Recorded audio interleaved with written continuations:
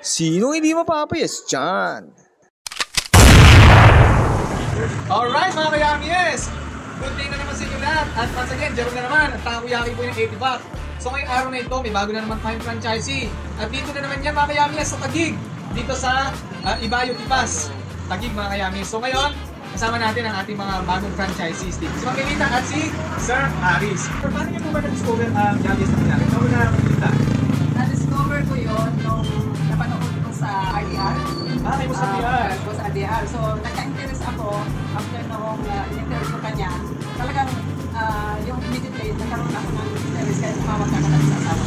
Oo. Kasi may nakikita ko actually mga Yamies, si Ma'am, regarding sa, kaya siya napag-go sa Yamies, yung affordability, yung, ay nakita niyo sa videos, Nung during the interview, nung sinabi mo na ganito yung price ng franchising, nagulat ako. So sinabi ko sa asawa ko na, ay ang mura ng franchise nila, try natin.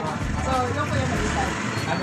Kasi sabi ko sa interview rin, nag-interview na kanina sa akin na yung tinanong ko ni Boss RDR doon, so bakit ang mura niyo mag-franchise? So sinabi ko, yun nga, na although sa karamihan, kaplastikan yung sagot, pero totoo namin ang sagot na gusto ko lang talaga makatulong sa mga kababayan natin gusto magsimula na franchise business na wala pa lang. So kayo din sir, kay Boss RDR?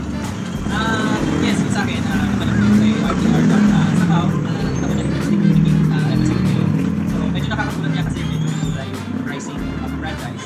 At the same time, para nakita kasi market dito for those people na may katulad ni nanay na retiring na galing sa trabaho, naghahanap ng extra pagpuntaan. Sa mga katulad ko na professionals na naghahanap ng extra income, na gusto pang dagdag doon sa ating mga kinikita. So, medyo maliit yung pricing ng franchise. So, we decided na to franchise mo. Ano masasabi mo sa gasa ng Yamies nila? Ikaw mo na Melita.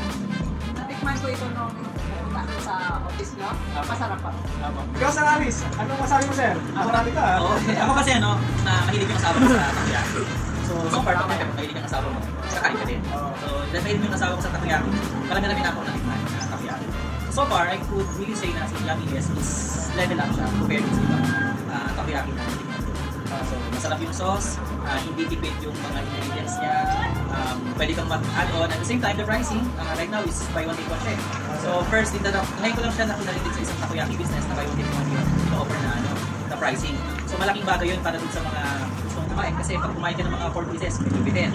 Kumain ka ng mga 5 pieces o 8 pieces, solve ka na. Tapos medyo mura lang siya. So malaking advantage para sa mga tipid. Gusto mo makakain ng masarap na merienda. Okay siya. So napayes sila sir, no? Ang Yamies ba, mga sir, legit ba yan? Legit. Legit na legit pa. Yun, so yan, legit na legit kasi mga Yamies, nag-uwisan natin ito. Franchise dito sa lugar nila, no? We invite everyone to visit our branch here sa Digin Bayan, Ibayo Tipas Taguig. We are beside Alphabart. Dun sa na-familiar sa area, ito yung po yung sa Ibayo Tipas, yung Kobiaan. So, nandito kami sa may corner, katabi po namin yung body shop at doon makikita nyo po kagad yung aming store. Yamies Takoyaki will be open on the 2nd week of January. So, abangan nyo yung aming pagbubukas. We're gonna be excited para sa amin dahil makakapag-serve kami ng masarap na product para sa community na Ibayo. Invite ko po kayo doon sa pag-opening ko dito. Maraming salamat po.